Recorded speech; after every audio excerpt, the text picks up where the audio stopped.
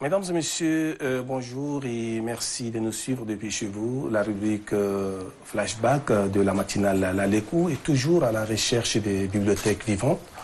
Raison pour laquelle aujourd'hui nous sommes au quartier Ambata avec Madame Ngakutu Omal Deborah, à qui nous disons bonjour. Bonjour. Comment vous allez? Ça va bien. Nous sommes chez vous.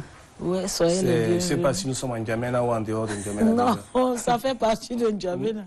Comme je fais toutes mes activités là-bas. Et nous sommes au quartier Ambata. Oui, vous êtes chez vous, dans votre famille. Oui. Alors, c'est par rapport aux années 60-70 que vous avez eu à vivre, que nous sommes aujourd'hui chez vous.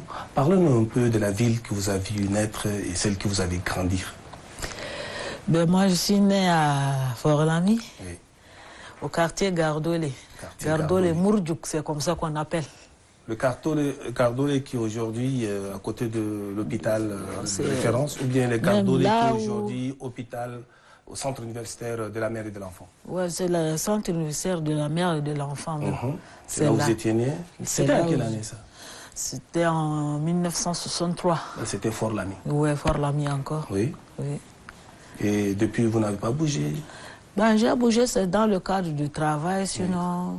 C'est quand j'ai grandi d'abord, sinon...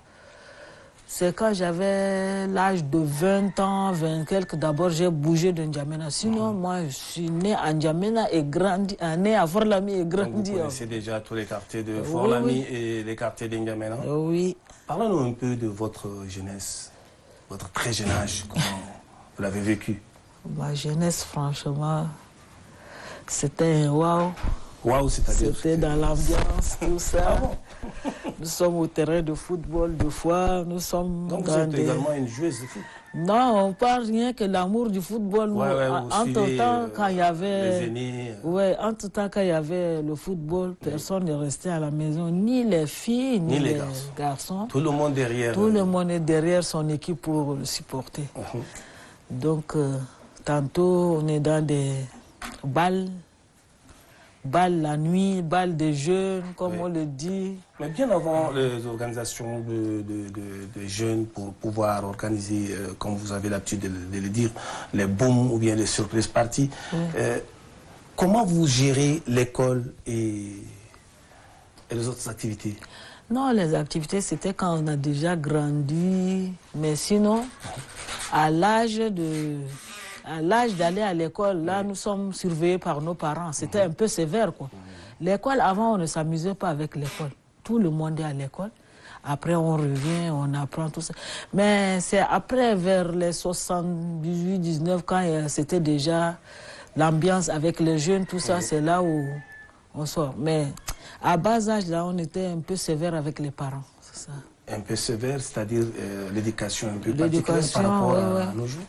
Tu quittes de l'école. La différence, c'est quoi? La différence, c'est que maintenant, les enfants sont un peu libres. La différence est que quand tu quittes de l'école, tu reviens et qu'il y a à manger, vous mangez déjà, vous vous reposez une fois, c'est les cahiers. Vous avez des cours le soir jusqu'au petit matin. D'ailleurs, dès que vous arrivez, vous faites sortir vos cahiers à vos parents. Ils voient ce que vous avez fait aujourd'hui. Ils commencent par la date, ce que vous avez fait. Et ils vous posent des questions sur ça. C'est pour savoir si vous avez vraiment encrané la leçon ou bien vous avez compris ce que le maître a fait. Et ils vous accompagnent un peu? On nous accompagne, on nous montre comment écrire, comment tout traiter ça. Les exercices et oui. Entre-temps, bon, c'était des écoles primaires, on nous montrait comment faire des écritures, écrire les alphabets, tout ça. Vous avez quelques noms de vos amis d'enfance qui aujourd'hui vous avez des contacts, vous retrouvez et tout ça? Mes amis d'enfance sont là. Par exemple, j'ai une amie d'enfance là, qui est là, c'est Eugénie Laoula. Elle est aujourd'hui en N'Djamena ou elle est en N'Djamena, elle est même députée, conseillère députée en ce moment. Autres? Et les autres, ben, elles sont là. Des fois, quand je les vois, elles ont beaucoup vieilli. Jusqu'à me dire, mais Déborah, toi, tu manges quoi? Tu es toujours jeune comme ça. Je vois ce on vous trouve encore jeune. Encore jeune. Oui. Vous avez dit que vous avez une jeunesse très waouh, C'est-à-dire, quand vous dites très waouh, c'est que c'était bien, c'était avec les amis, vous aviez organisé des groupes, des jeunes. Et parlez-nous un peu de ces groupes-là.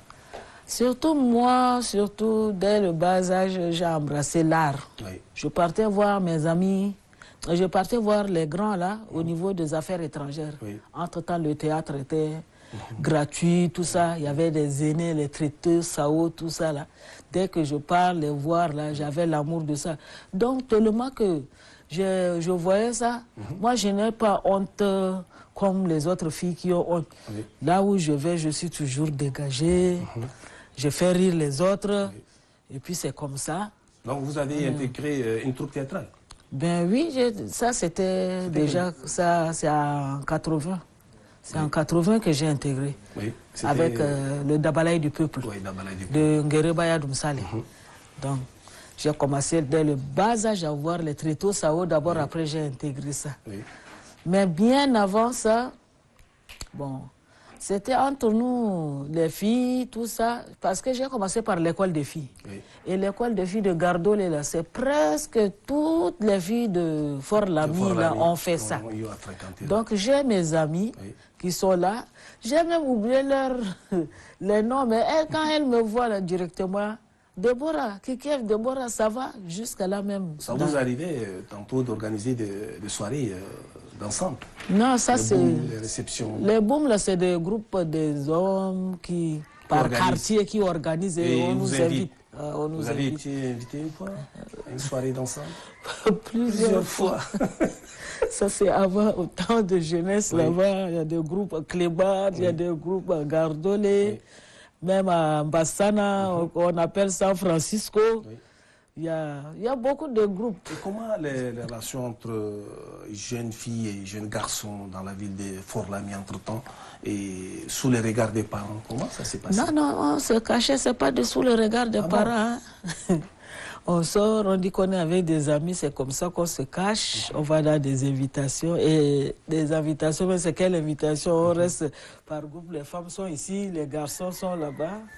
Et peut-être, si c'est la danse, on dit chambre noire, ça allait s'arrêter, danser comme ça et puis et ressortir. Mais pas de bêtises, là. Non plus. Il n'y en a pas. C'est des danses. Il y a plus de respect. Oui, de respect. Et entre vous. Oui. Oui. Et parlez-nous un peu de la musique entre-temps. C'était quelle musique qui vous accompagnait dans les années 60, 70, 80, pendant vos soirées festives? Beaucoup, c'est les slow. Oui. Le temps de Sylvie Vartan, de Ringo et Sheila, de Johnny Hallyday, avec le Claude François, ça c'est de slow. Et quand c'est congolais, c'est avec Rechoro, Franco. Les échos sont venus après. Ouais, les échos c'est après. Oui, c'est après. Franco et Rechoro, et puis les Africa Fiesta, tout ça. C'est avec ça qu'on dansait. Et voir même des jazz, quoi. Oui, du jazz. Vous aimez quel genre de musique? Bon, enfin, moi, j'aime le rythme congolais. Le rythme congolais. Pourquoi ça? Congolais. Et aussi, entre-temps, il y avait des orchestres, des groupes musicaux tchadiens. Mais le rythme va ensemble. On parle aussi de Chari Jazz, on parle aussi d'Africa Melody, de Santana et bien d'autres. Pourquoi on n'a pas tant aimé ces genres de sonorités que d'aimer la musique étrangère? Nous, on les a beaucoup aimés aussi. Le vivre ensemble était en temps pour l'ami sans aucune forme de discrimination. Quel était le secret? Depuis la maison, avec les voisins, tout ça. Bon, on n'a pas de distinction avec les voisins entre-temps. On appelle les mamans, maman, Khalti, tantine. C'est ça seulement le nom. On ne peut pas dire c'est comme aujourd'hui. Hey, madame, je suis bête Saradol. Il n'y en a pas. Va chez la tantine Mariam, va chez tantine Ashta, va chez tantine Zenaba ou va chez tantine Odile. C'est comme ça qu'on est. Donc on ne connaissait pas cette histoire de discrimination, de voir celui-là, il n'y en a pas. Et l'histoire de Dolda Waskhani, il n'y en a pas. On sort le matin, si on voit, on va chez les voisins, on peut manger ensemble le blé, prendre le chai avec le fangassou. C'est ça seulement notre histoire. Même à midi, on peut se réunir ensemble manger. Je peux quitter de l'école et ne pas rentrer et aller avec mes amis chez eux manger avant de revenir à la maison. Et par rapport à l'éducation de nos jours? Ah là là là là. Eh, toi là, faut pas aller dans la maison de ces gens, hein. Eh, là, tu les vois et tu nous vois, là, nous sommes ensemble. Ça, là, vous pensez que les parents ont une part de responsabilité? Oui, oui, nos parents ont une part de responsabilité. Surtout vous, moi et les autres qui nous suivent. Oui, c'est nous qui devons. Oui. Mais même si on les éduque à la maison, arriver à l'école, c'est autre chose.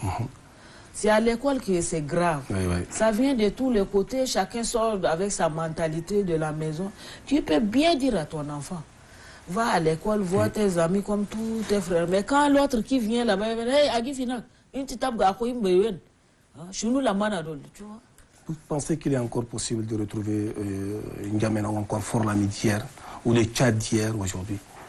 En tout cas, franchement, je ne sais pas, mais c'est un peu difficile. C'est un peu difficile. Maintenant, nous, les Lamiférostans, nous faisons des efforts pour que cette histoire-là ne passe plus, mais c'est avec toutes nos forces qu'on est en train de faire en ce moment. Mais je pense que Dieu sera avec nous. Dieu sera avec nous et ça va aller. Qu'est-ce que vous avez à dire aux jeunes filles qui nous suivent en ce moment et surtout tous les jeunes d'une manière générale qui sont aujourd'hui en train de nous suivre à travers la matinale à l'écho? En tout cas, pour les jeunes d'aujourd'hui, il y a beaucoup de lacunes qui commencent. Tantôt, tu appelles un enfant. Avant, quand on nous appelait, une fois seulement, on répond. Nam, ou bien Nam, voilà. Oui, papa ou tonton. Mais maintenant, l'enfant peut écouter et ne pas répondre. Il peut rester 2, 3 fois d'abord dire oui. Ça se passe en ce moment. Et je leur dis que c'est pas bon. Ça, c'est pas une manière.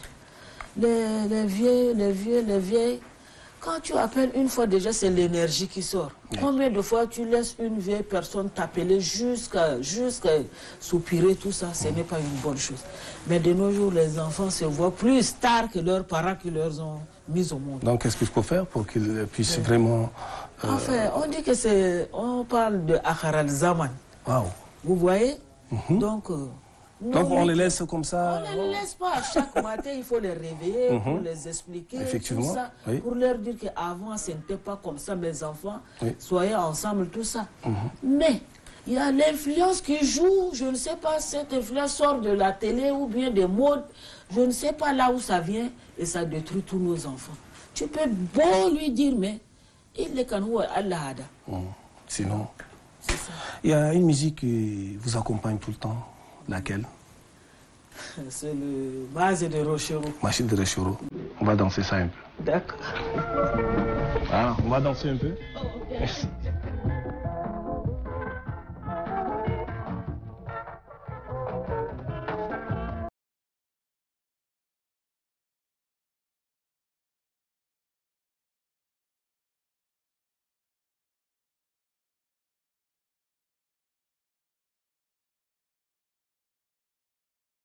Motambo na hayo bapekisa batikala na sonio elongi nzoka esangisa bashame mabe olekantela bato baso bakobaluka